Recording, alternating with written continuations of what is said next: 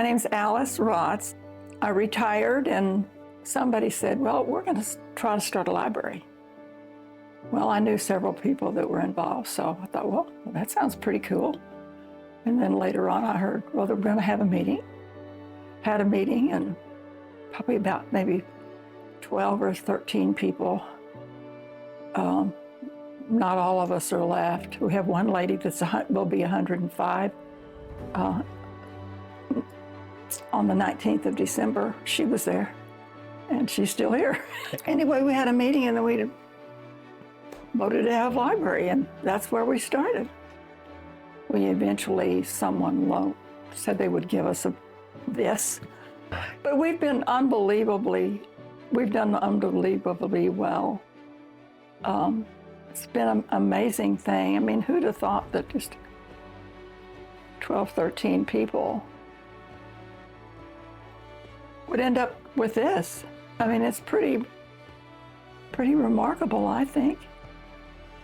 We had several people say, why do you need a library? And we thought, well, duh. We just sat there and said, we're going to try to start a library. Will you donate some money? And they did, and we did. So that's a pretty good story. Hi, my name's Megan. I'm one of the 3 staff members here at Spicewood Community Library. I've been here almost 3 years. I mean, the advantages are endless.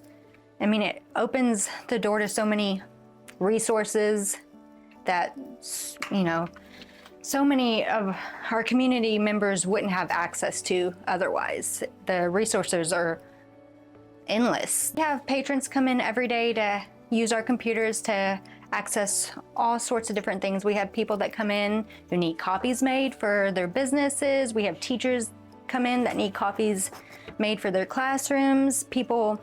We have people come in and make resumes. They're looking for a job. We've had a lot of people that have come in and been able to successfully get a job because they were able to access the internet to fill out applications, to make resumes, to submit resumes. My hope for our new library is that, of course, bigger.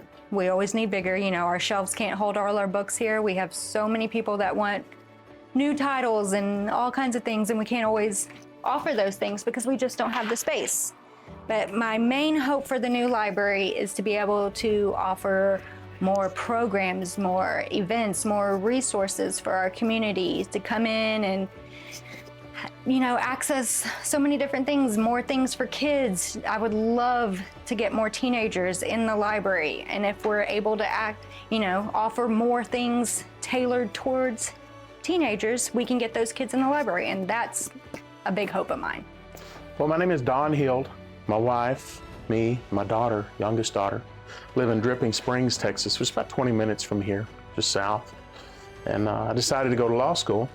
And in doing so, I needed to study for the law school admissions test and LSAC and some other fine institutions. So I needed a quiet, private space.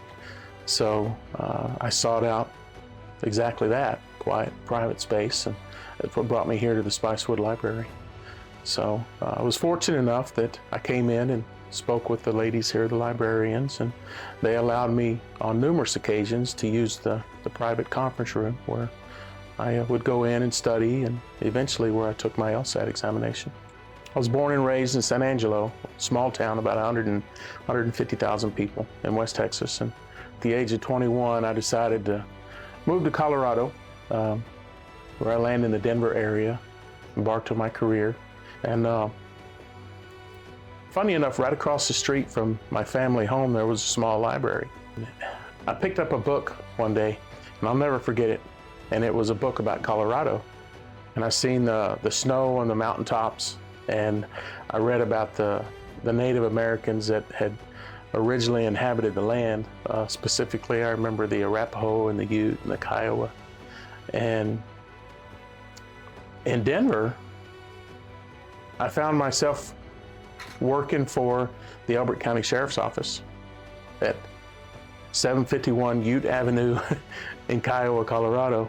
Now, I don't know if that had anything to do with kind of playing out the landscape of my future as a law enforcement officer, but something drew me to that agency. So I believe, I'm of the opinion that every person should be afforded those same opportunities and freedoms that I had as a third grader. You know, our nation's Constitution was built on the principles and foundation of freedom of speech. And it all starts, in my opinion, at the public library. I can't think of a better place for people of this community to come and have those opportunities. And as we know, this community is growing, it's expanding, and I believe the library should accommodate that.